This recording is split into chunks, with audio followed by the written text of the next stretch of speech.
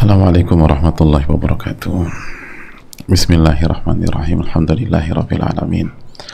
Wa bihi nasta'in ala umuri dunya waddin, wassalatu wassalamu ala asyrafil anbiya'il mursalin wa ala alihi wa sahbihi wa man sara ala nahjihi bi ihsanin ila yaumidin wa ba'd.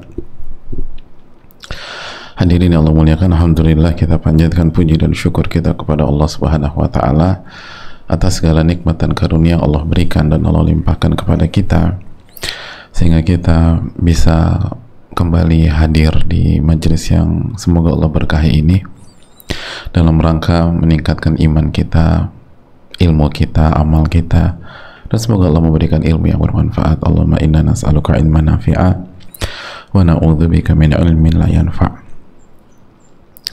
Dan hadirin yang Allah muliakan, jaga tauhid kita, jaga iman kita, jaga syahadatain kita, jaga semangat kita mengikuti Nabi kita sallallahu alaihi wasallam, dan perbanyak salawat dan salam kepada Rasulullah sallallahu alaihi wa ala alihi washabbihi wasallim tasliman katsira. Hadirin Allah muliakan, kembali bersama Al-Imam Ibnul Qayyim rahimahullah dalam kitab Al-Wabilus Shayyib, salah satu karya yang terbaik, salah satu yang terbaik ketika berbicara tentang zikrullahi azza wa jal, mengingat Allah subhanahu wa ta'ala. Hadirin yang Allah muliakan, pada pertemuan yang lalu kita sudah jelaskan bahwa Allah berfirman, alaysallahu bikafin abdah, dan bukankah Allah yang mencukupkan hambanya, bukankah Allah yang mencukupkan hambanya. Dan kita sudah jelaskan sebuah kaidah besar, kata Al-Imam Ibnul Qayyim rahimahullah, fal kifayatu tammah ma'al ubudiyyati tammah. Jadi fal kifayatu tammatu ma'al ubudiyyati tammah.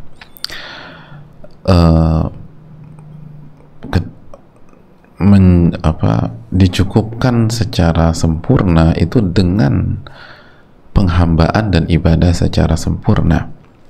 Jadi kalau kita ingin dicukupkan oleh Allah Subhanahu wa taala secara sempurna, maka jadilah hamba secara sempurna. Jadilah hamba secara sempurna. Wan naqisatu ma'an naqisati. Dan kalau sebatas dicukupi yang penuh dengan kekurangan, maka bersama dengan ibadah yang penuh kekurangan juga. Jadi kalau ibadah kita kurang, maka dicukupkannya juga kurang. Kalau ibadah kita maksimal, maka dicukupkannya juga maksimal. Faman wajada khairan falyahmadillah wa man wajada ghaira dzalik fala yalumanna illa nafsah. Barang siapa yang mendapatkan kebaikan, maka pujilah Allah, dan barang siapa yang mendapatkan sebaliknya, jangan mencela kecuali dirinya sendiri. Hadirin, jadi ini kaidah penting, kaidah besar. Alaysallahu bikafin abdah, surat Az-Zumar 36 di pekan lalu itu. Bukankah Allah yang mencukupkan hamba-hambanya? Yang Allah cukupkan tuh hamba. Jadi semakin kita jadi hamba, semakin maksimal kita jadi hamba, maka semakin maksimal juga Allah mencukupkan kita. Dan semakin menurun performa kita sebagai hamba, maka begitulah kecukupan yang akan kita terima dari Allah Subhanahu wa ta'ala. Maka hadirin Allah muliakan, ini nggak boleh lupa. Kalau kita ingin dicukupkan oleh Allah, jadilah hamba. Maka Allah akan cukupkan kita ketika kita sedang berada di puing-puing musibah, ketika kondisi sedang tidak fit, ketika rumah tangga sedang ada masalah, bahkan badai mungkin, kita butuh dicukupkan oleh Allah. Sebagaimana tubuh kita akan bermasalah pada saat imun tidak cukup, ya, maka diri ini akan masalah jika jiwa kita tidak dicukupkan oleh Allah. Maka solusinya adalah jadi hamba. biar Allah cukupkan, biar Allah cukupkan. Makanya hamba itu walaupun dari luar terkesan kekurangan, tapi kalau kita punya akses ke dalam jiwa dan hatinya, itu dia merasa dicukupkan oleh Allah. Ada banyak orang demikian.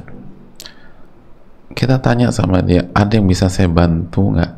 Apa yang bisa saya bantu? Udah, cukup kok, cukup. Yang lain aja. Padahal dia butuh juga, jemaah.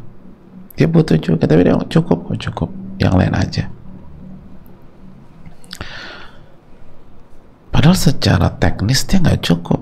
Tapi kok bisa dikatakan, enggak, aku cukup kok, cukup. Benar nih, benar. Yang lain masih banyak yang membutuhkan. Ternyata dia butuh juga. Tapi ya itu tadi, dadanya dilapangkan sama Allah, hatinya ditenangkan sama Allah, sehingga semuanya terasa cukup.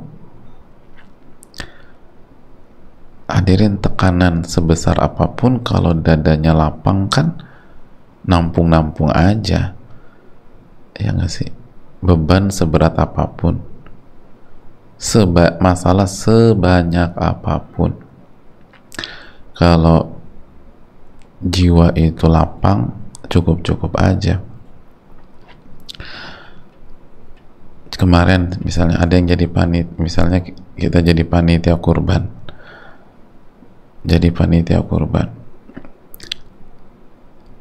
kambingnya ada 200 ekor, sapinya ada 50 ekor gitu.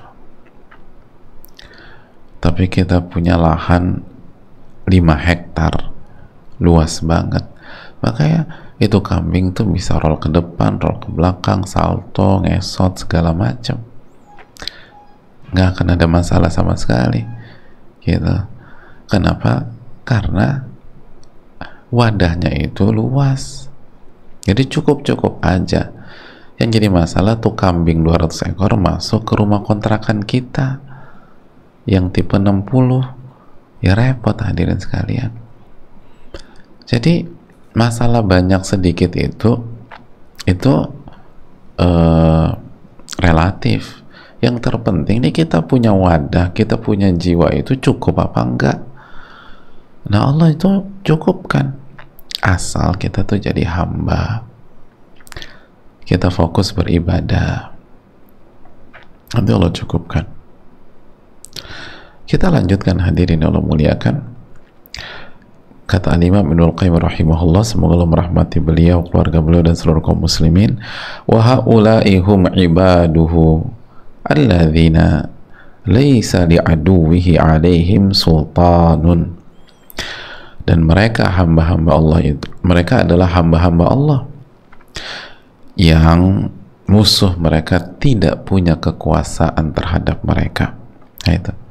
Jadi kalau orang itu udah benar-benar berusaha jadi hamba Allah, hidupnya itu beribadah kepada Allah, hidupnya itu inna salati wa nusuki wa mahyaya wa mamati lillahi rabbil alamin, sesungguhnya salatku, ibadahku, sesembelihanku, hidupku dan matiku aku serahkan kepada Allah subhanahu wa ta'ala, maka musuhnya itu nggak bisa mengendalikannya, musuhnya nggak punya kekuasaan terhadap dirinya. Siapa musuh yang dimaksud? Siapa lagi kalau bukan iblis? Allah berfirman dalam surat Al-Hijr ayat 42, inna ibadi laisa laka alaihim sultan illa man ittaba'aka minal ghawin. Sesungguhnya, lihat ini hadirin, sesungguhnya hamba-hambaku itu orang-orang yang dalam hidupnya menjadi hambaku, beribadah hanya kepada aku, semua masalah disikapi sebagai seorang hamba, semua masalah adalah ladang ibadah, semua masalah pertanyaannya adalah bagaimana, apa yang Allah perintahkan kepada aku dan apa yang Allah larang agar aku nggak kerjakan. Hadirin yang Allah muliakan, kalau dalam hidup itu kita benar-benar berusaha jadi hamba Allah, apa kata Allah? Inna ibadi laisa laka alaihim sultan illa man ittaba'aka minal ghawin. Sesungguhnya hamba-hambaku itu tidak ada kekuasaan bagimu terhadap mereka. Jadi kata Allah, kamu tuh nggak bisa menguasai hamba-hambaku, nggak bisa. Kamu itu, wahai iblis, nggak bisa nguasain hamba-hambaku, nggak bisa dikuasain. Mau pakai cara apa, nggak bisa dikuasain, nggak bisa dikuasai. Dan kalau kita baca keterangan para ulama, sebagaimana misalnya kalau kita cek tafsir Al-Qurtubi, nggak bisa menguasai hati mereka, nggak bisa. Dan ini penting. Jadi iblis nggak bisa menguasai hati mereka, nggak bisa memberikan pengaruh kepada hati mereka, nggak bisa nakut-nakutin, nggak bisa buat mereka pesimis, nggak bisa membuat mereka putus asa, nggak bisa membuat mereka paranoid, nggak bisa membuat mereka itu galau dan sedih. Walaupun hadirin yang Allah muliakan,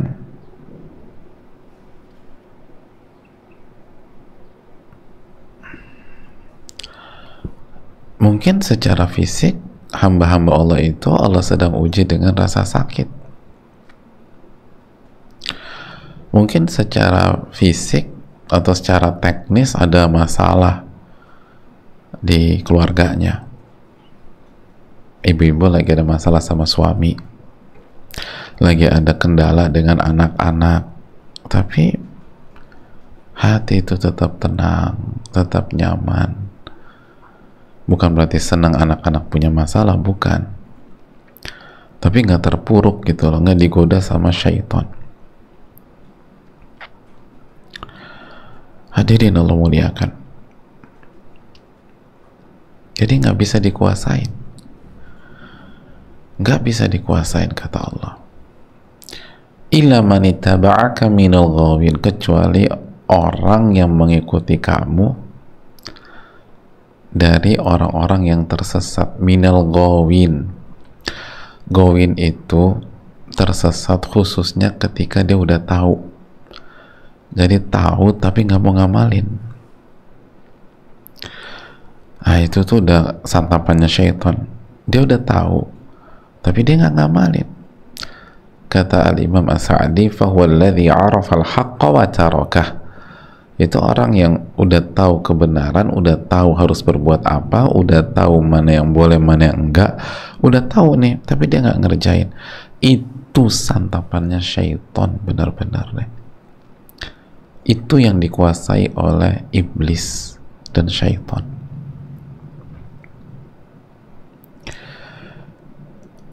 Mbak kan tahu kan sholat zuhur itu wajib. Ya aku tahu. Ya tapi gimana dong? Kena udah tuh sama si iblis, sama syaitan. Itu hadirin. Mohon maaf loh bun, iya kenapa? Bunda kan udah tahu bahwa menutup aurat itu wajib jika di hadapan laki-laki yang bukan mahram. Iya aku tahu, tapi gimana ya? Itu yang dikuasai oleh syaitan. Itu bahaya hadirin. Mbak, bukannya gibah itu haram ya? Iya aku tahu gibah haram, Kenapa tadi ngomongin orang? Ya habis, gimana ya? Itu yang dikuasai oleh iblis dan syaitan. Udah tahu mana yang benar, mana yang haram, tapi nggak diamalkan dan nggak segera bertobat dan istighfar sama Allah. Illa man ittaba'aka minal ghawin. Itu yang kena, itu yang disandera, itu yang dikuasai, itu yang akan dijatuhkan oleh iblis dan syaitan.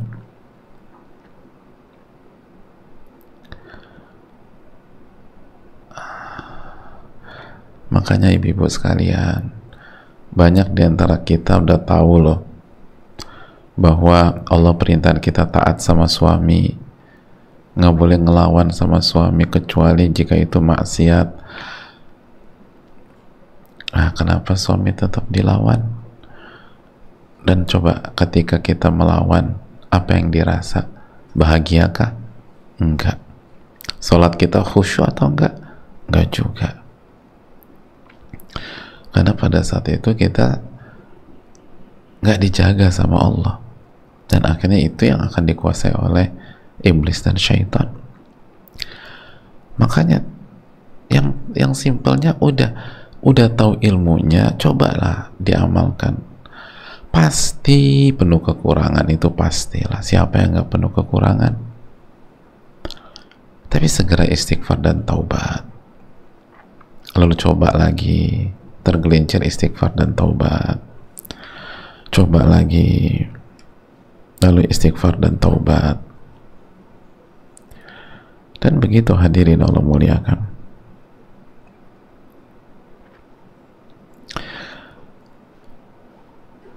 Hadirin Allah muliakan.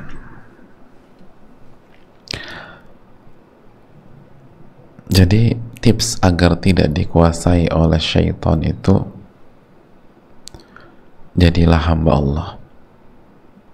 Itu tips. Itu garansi langsung dari Allah. Inna ibadi laisa laka alaihim sultan. Itu garansi dari Allah. Inna ibadi laisa laka alaihim sultan.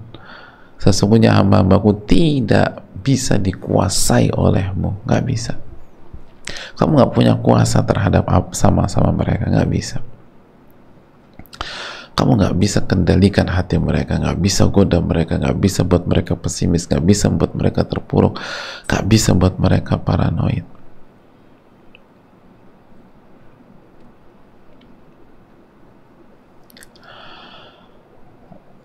Illa man ittaba'aka minal ghawin. Kecuali orang yang mengikuti kamu, yaitu orang-orang yang tersesat, khususnya yang udah tahu, tapi tetap aja ngelanggar. Jadi hadirin yang Allah muliakan, coba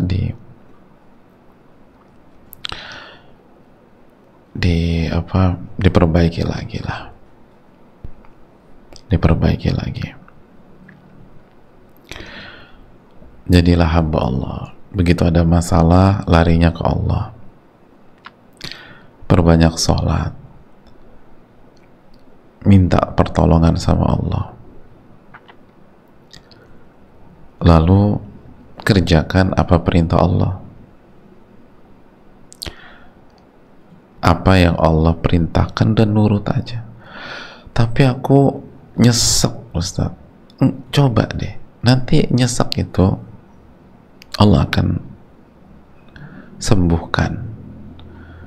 Tapi kalau kita ngikutin hawa nafsu kita udah tahu ini kebenaran, tapi kita nggak kerjakan, itu hanya membuat kita dikuasai oleh syaitan, gitu. Dan ini udah nggak pakai teori-teori penelitian lagi, hadirin. Ini langsung firman Allah Subhanahu wa Ta'ala. Langsung firman Allah Subhanahu wa Ta'ala.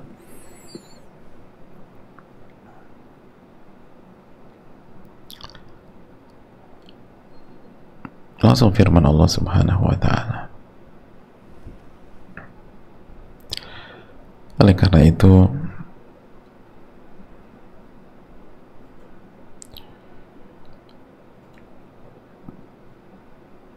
Semoga Allah memberikan taufik kepada kita.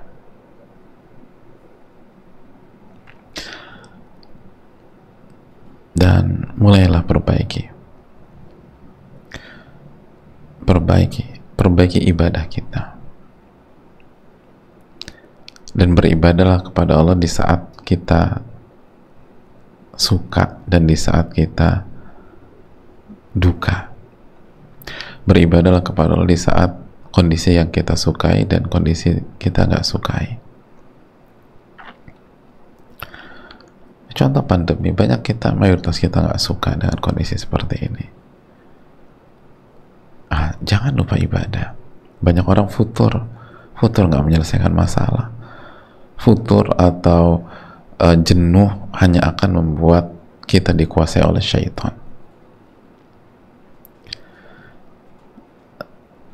Jadi dilawannya tuh dengan ibadah. Dilawannya tuh dengan nurut. Dan nggak usah terlalu banyak. Nanti kalau aku nurut begini, gak ada ceritanya orang nurut sama Allah dan Rasulnya sengsara tuh gak ada. Sejarah manapun membuktikan hal tersebut, gak ada yang sengsara. Semuanya happy ending, hadirin. Semuanya happy ending. Karena sekali lagi hadirin Allah muliakan, itu janji Allah Subhanahu wa ta'ala. Makanya kan Allah berfirman dalam surat Al-Qasas ayat 83, surat ke-28 ini ayat 83, apa kata Allah? Wal aqibatu lil muttaqin. Wal aqibatu lil muttaqin. Dan endingnya pasti untuk orang-orang yang bertakwa, pasti. Wal aqibatu lil muttaqin.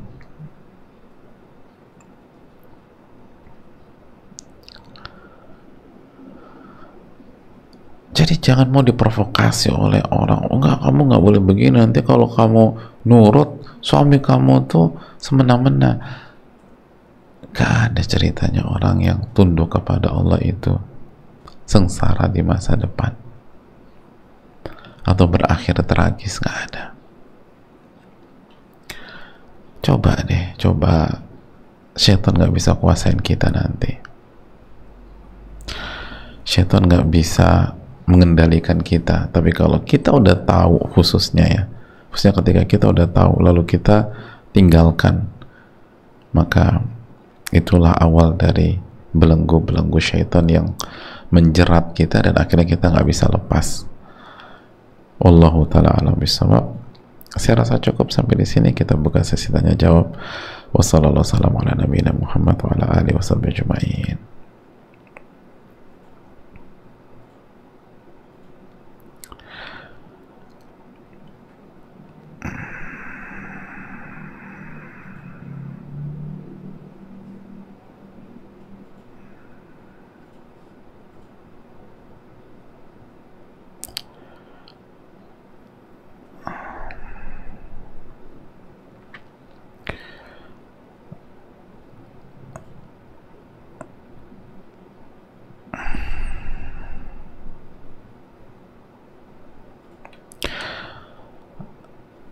Assalamualaikum warahmatullahi wabarakatuh. Waalaikumsalam warahmatullahi wabarakatuh.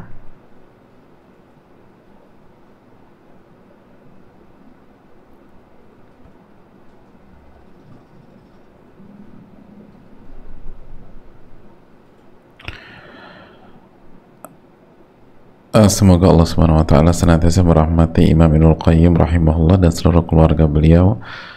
Demikian juga dengan Ustadz, keluarga, tim kajian siang ini dan seluruh umat Islam, umat Muslim, semoga senantiasa dalam naungan rahmat Allah Subhanahu wa taala. Amin ya rabbal alamin. Ustadz, saya seorang akhwat, saya pernah bertanya beberapa bulan lalu, mohon izin untuk bertanya kembali Ustadz. Silakan. Sampai hari ini mungkin sudah sekitar 17 bulan saya tidak pernah disentuh mendapatkan nafkah batin dari suami. Saya tetap berusaha menjalankan peran saya sebagai ibu dan istri dengan sebaik-baiknya yang saya mampu. Meski terkadang saya juga mempertanyakan kepada suami kenapa seperti ini, tapi memang tidak pernah ada penjelasan dari beliau. Kami juga jarang sekali ngobrol serius. Sebagaimana nasihat Ustadz, saya berusaha untuk tahu diri bahwa atas segala karunia Allah sebenarnya saya tidak pantas sampai di titik ini sebagai istri beliau dan atas seluruh fasilitas yang beliau berikan. Lagi-lagi dengan mengingat dosa-dosa saya benar-benar jauh dari pantas ada di samping beliau. Melalui pertanyaan ini saya hanya ingin kembali mendapat nasihat Ustadz untuk sikap dan agar bisa terus bersabar menunggu pertolongan Allah. Dan apakah tidak apa-apa bila tidak mendapatkan nafkah batin dalam waktu yang lama, agar saya tidak tajasus atau buruk sangka dengan suami.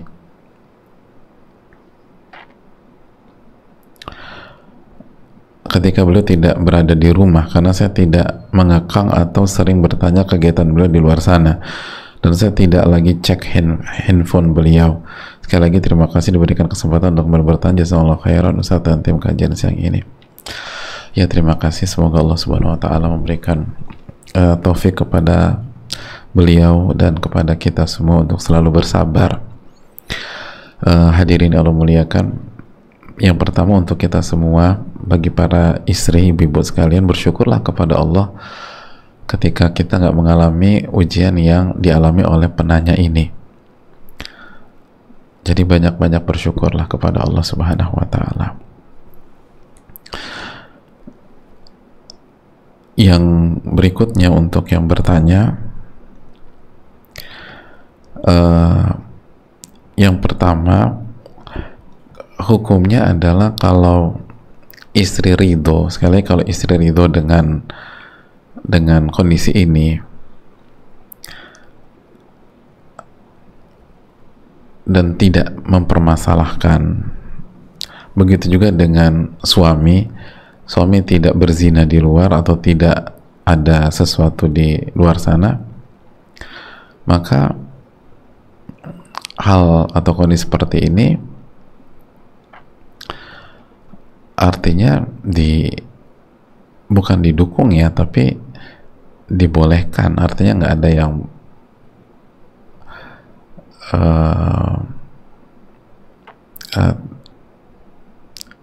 tidak ada yang berdosa dalam hal ini. Kalau istri ridho dan tidak masalah, bahkan enggak, aku nyaman kok dengan kondisi seperti ini, ya udah sah-sah aja gitu loh, sah-sah saja. Namun hadirin Allah muliakan, kalau istri tidak ridho dan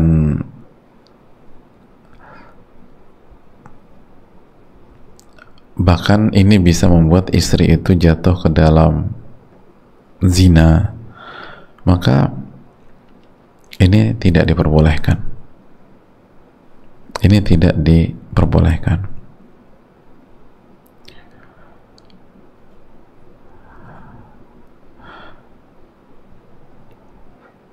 Tidak diperbolehkan.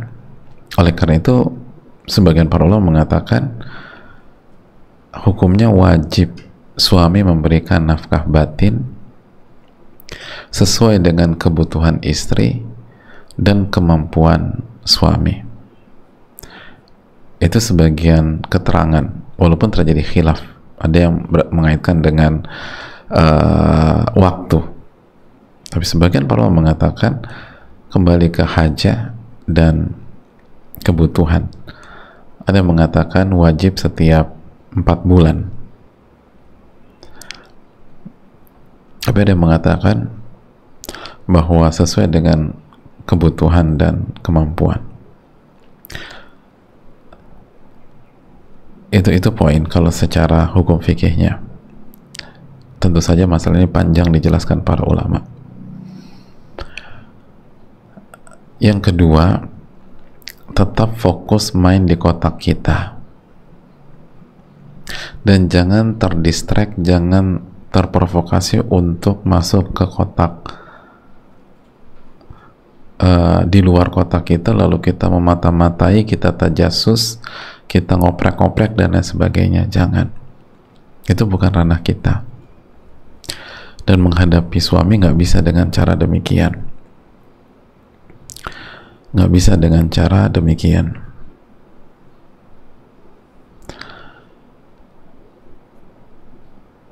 Yang punya hati suami itu Allah Subhanahu wa Ta'ala. Yang punya hati suami adalah Allah Subhanahu wa Ta'ala. Jadi mintalah kepada Allah, banyak doa, dan amalkan dua kajian kita ini yang sebelumnya. Alaihissallahu bikafin abda, minta kecukupan dari Allah, minta kecukupan dari Allah, minta kecukupan dari Allah Subhanahu wa Ta'ala.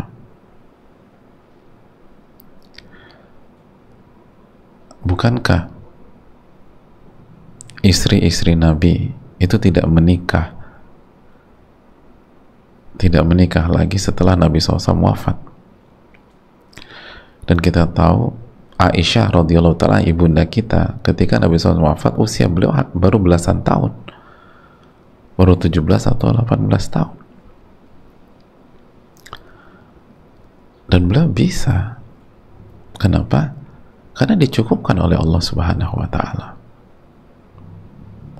dicukupkan oleh Allah Subhanahu wa Ta'ala.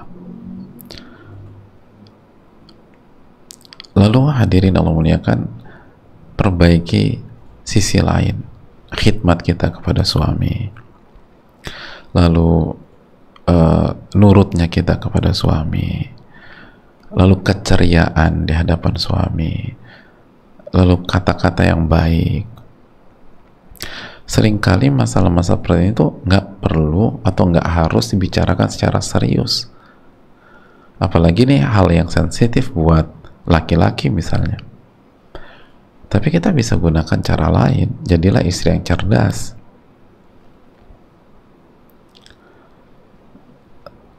Jadi gunakan cara yang lain. Perbanyak ibadah, minta sama Allah, karena yang bolak-balikan hati suami Allah.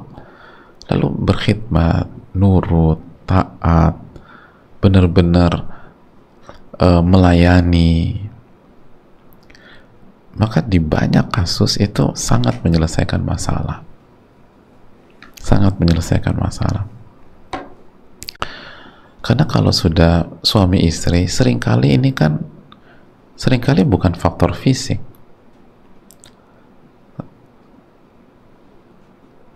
tapi sikap, akhlak, ketulusan hati, itu yang bisa menarik hati pasangan kita. Allah Ta'ala bisa, mungkin itu. Banyak doa, fokus, dan tetap husnudzon.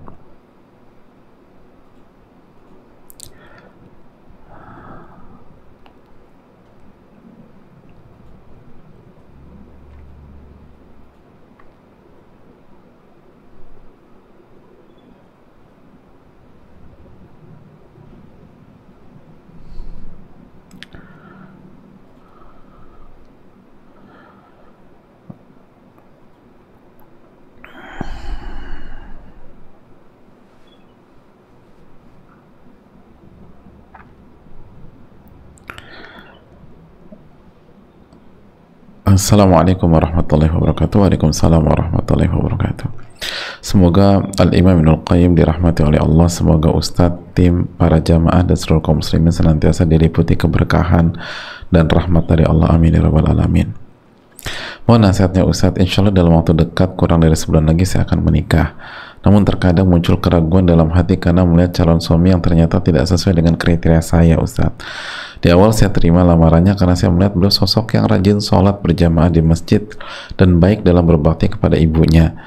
Namun setelah saya melihat sosmednya, saya selalu melihat beberapa perbuatan beliau yang membuat ana menjadi ragu. Bagaimana ini Ustadz? Mungkin waktu terus berjalan, rasanya tidak mungkin untuk dibatalkan karena persiapannya sudah sangat mantap. Namun hati ana selalu berbolak-balik, terkadang yakin, terkadang ragu. Sudah berapa kali istikharah, namun hati masih selalu labil. Tetapi Allah mudahkan menuju hari pernikahan nanti. Ana takut nanti setelah menikah akan terus merasakan hal ini. Jika saat ini ana tidak suka sama beliau, bisakah nanti menumbuhkan rasa suka itu Jazakallahu khairan Ustaz. Hadirin Allah muliakan, kalau bisakah wallahu ta'ala alam, hati itu di tangan Allah. Namun hadirin, yang pertama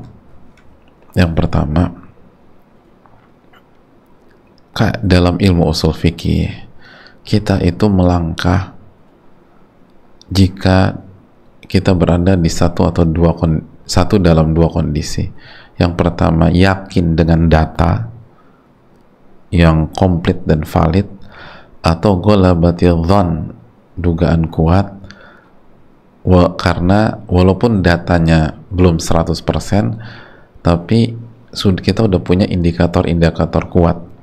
Jadi contohnya gini, kalau kita sebagai wanita ya mau nikahilah laki-laki jika yang pertama kita punya data yang komplit bahwa selama ini dia orang baik dan sesuai dengan kriteria kita, gitu loh. Itu yang namanya al-yakin. Misalnya dia masih satu keluarga besar dengan kita, jadi dari dia kecil kita udah ngerti gitu loh. Dan bukan hanya kita aja yang tahu, orang tua kita tahu, ayah ibu kita tahu, om dan tante kita ngerti dia, bahkan kita kenal sama orang tuanya baik.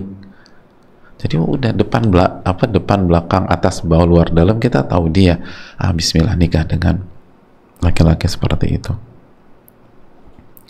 Udah kita tahu semuanya, orang tuanya, adiknya, kakaknya, pokoknya keluarganya kita tahu dan memang baik. Kita tahu sendiri. Atau kita menikah dengan seorang laki-laki jika kita nggak punya data sekomplit di atas, tapi kita punya indikator-indikator. Datanya itu mungkin nggak 100%, tapi mungkin 70%, 80%, gitu loh. Mungkin ada 1-2 hal yang kita kurang sreg, tapi itu hanya sisi minoritas. 70%, 80% kita ridho dengan kriteria calon kita tersebut, maka bismillah. Itu namanya dhon ghalib atau ghalabatil dhon di dalam ilmu usul. Adapun kalau kita ragu-ragu 50-50, sifat baiknya hanya bisa sampai titik 50%. 50%-nya lagi sifat buruk. Atau kita hanya punya data 50% aja. 50%-nya ini masih gelap, nggak jelas nih orang baik atau enggak. Maka jangan melangkah. 50-50 itu bukan kondisi di mana seseorang itu melangkah dalam sikap ilmiah, dalam ilmu usul fikih. Apalagi kalau lebih banyak yang buruknya. Itu waham, misalnya kita punya data dia baik itu cuma 30%, 20%, jangan. Lalu kita bermimpi bahwa nanti kalau setelah nikah insya Allah bisa diperbaiki. Insya Allah hidayah nggak ada yang tahu, tapi itu bukan sikap yang tepat dan ilmiah dan mengundang berkah Allah Subhanahu wa Ta'ala. Apalagi pernikahan ini nggak mudah. Asma binti Abi Bakar. Jadi saya langsung kasih nasihat dari wanita aja deh. Kalau kita kan para laki-laki mungkin dirasa ini wanita, langsung Asma binti Abi Bakar mengatakan, wanti-wanti, hati-hati cari calon suami, hati-hati.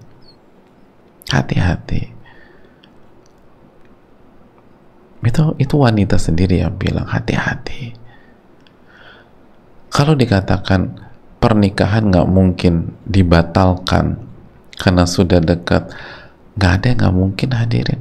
Wong udah nikah aja bisa cerai, gimana belum nikah? Wong yang udah nikah aja banyak yang cerai hadirin. Ada yang nikah 3 bulan cerai, ada yang nikah 2 bulan cerai.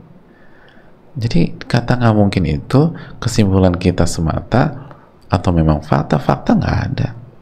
Semua bisa terjadi. Maka saran saya, coba minta pertolongan kepada Allah Subhanahu wa Ta'ala, minta petunjuk, istikharah, Lalu yang kedua, musyawarahkan dengan orang-orang terdekat kita, apalagi kalau bisa orang tua kita, bisa orang tua langsung atau orang yang dituakan, yang bijak, yang benar-benar ingin yang terbaik buat kita, bukan sebatas acara berjalan, tapi ingin yang terbaik. Misalnya kita punya om misalnya, yang selama ini selalu memberikan yang terbaik buat keponakan perempuannya kita, maksudnya bicara sama om, apalagi dia cowok ya kan, bisa ngelihat dari sisi, terus bicara tante dari sudut pandang wanita gimana, minta masukan, minta ini. Jadi penting lah, jangan dipikul sendiri, ini masalah besar. Wallahu ta'ala bishawab.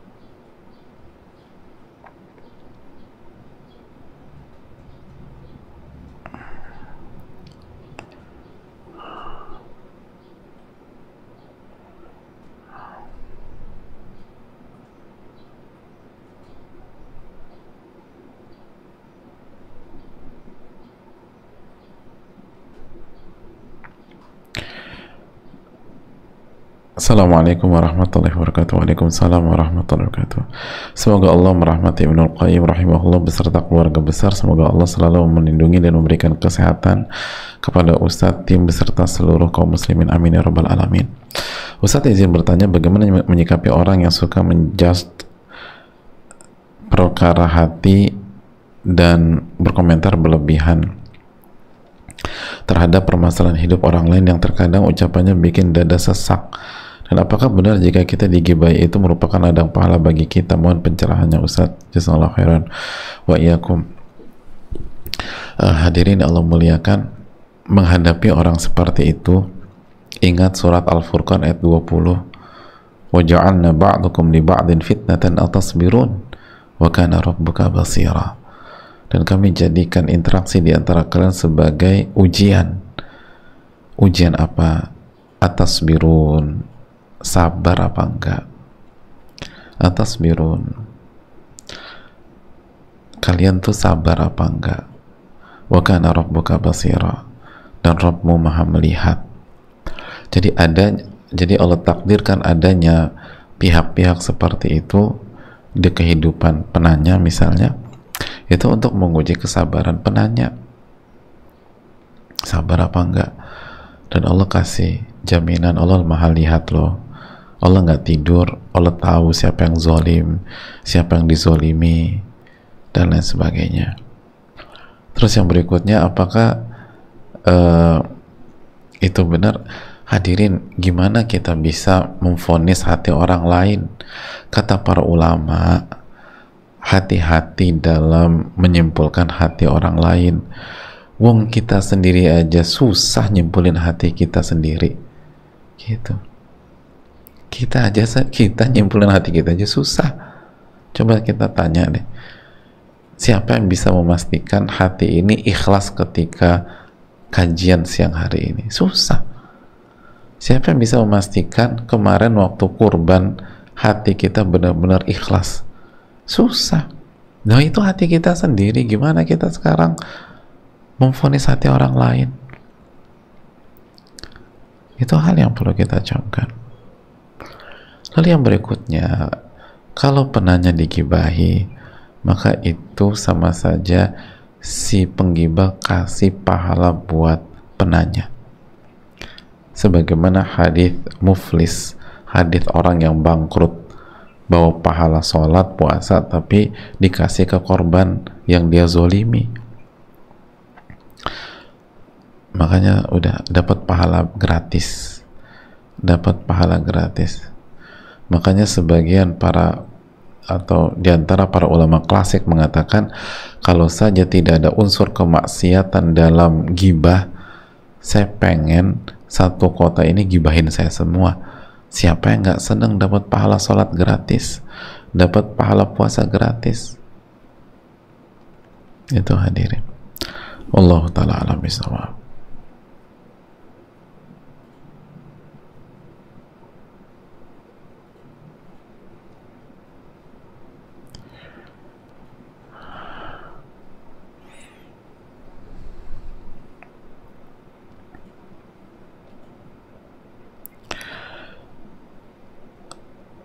Assalamualaikum warahmatullahi wabarakatuh. Waalaikumsalam warahmatullahi wabarakatuh. Semoga Allah selalu merahmati Imam Ibnul Qayyim, Ustadz, keluarga, tim, dan semua umat muslim. Amin ya rabbal alamin.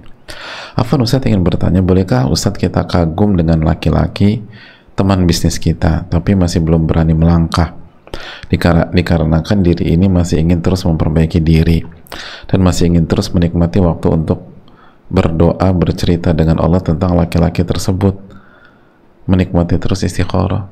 Gimana menikmati bercerita dengan Allah tentang laki-laki itu.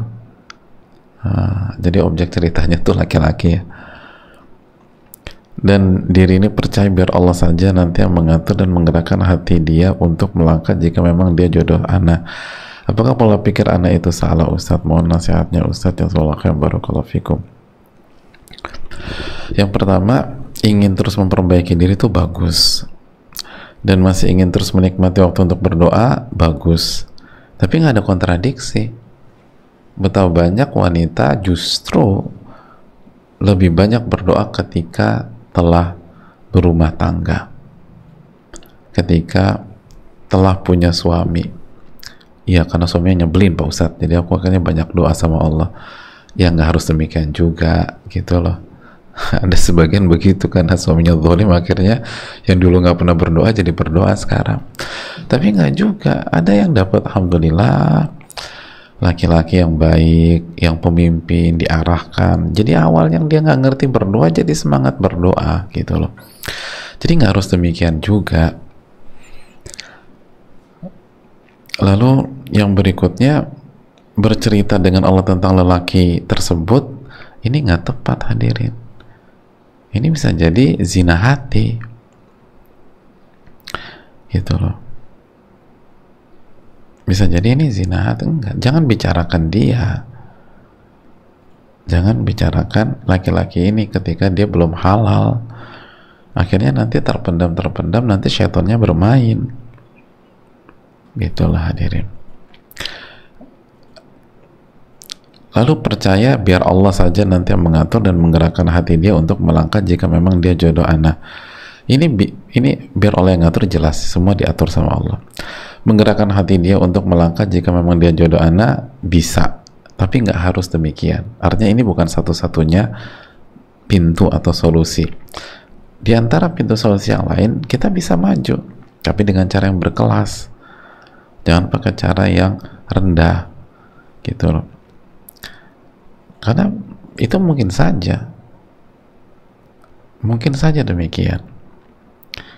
Ya kita tahu bagaimana Nabi SAW menikah dengan Khadijah. Asal caranya berkelas dan tidak menjatuhkan kemuliaan kita sebagai wanita, bahasa juga bagus, dan nothing tulus. Karena bisa jadi sebagian orang itu nggak kepikiran menikah. Gini loh analogi sederhananya, tapi tentu saja nggak sama apple to apple ya. Ada banyak laki-laki itu nggak ada rencana beli mobil, sama kayak ibu-ibu lah. Nggak ada rencana beli tas atau beli baju. Pergilah ke sebuah butik, ternyata ada yang bagus. Atau ke sebuah pameran otomotif, ditawarin, ya speknya bagus kan, ya awalnya nggak niat beli jadi beli gitu loh. Jadi terjadi akad di sana. Bisa jadi ada seorang laki-laki dia nggak ada rencana menikah, padahal dia udah siap, tapi mungkin dia belum ada kepikiran aja. Ternyata kita yang maju dan kita itu sesuai dengan kriteria dia. Atau bisa jadi ada laki-laki mungkin dia lagi pengen, dia sudah punya tekad ingin nikah tapi belum dapat yang cocok, bisa jadi kita yang cocok. Jadi semua itu nggak ada salahnya dicoba, asal jaga wibawa. Jadi itu poin, dan hindari merenungkan dia dan bercerita tentang dia. Wallahu ta'ala bishawab.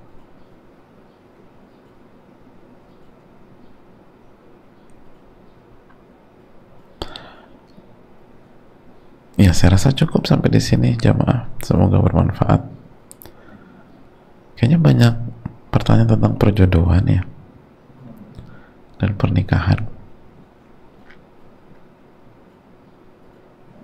Oh ya, satu lagi, masalah siap nggak siap apalagi pernikahan, coba diskusi dengan orang-orang yang mengerti tentang kita.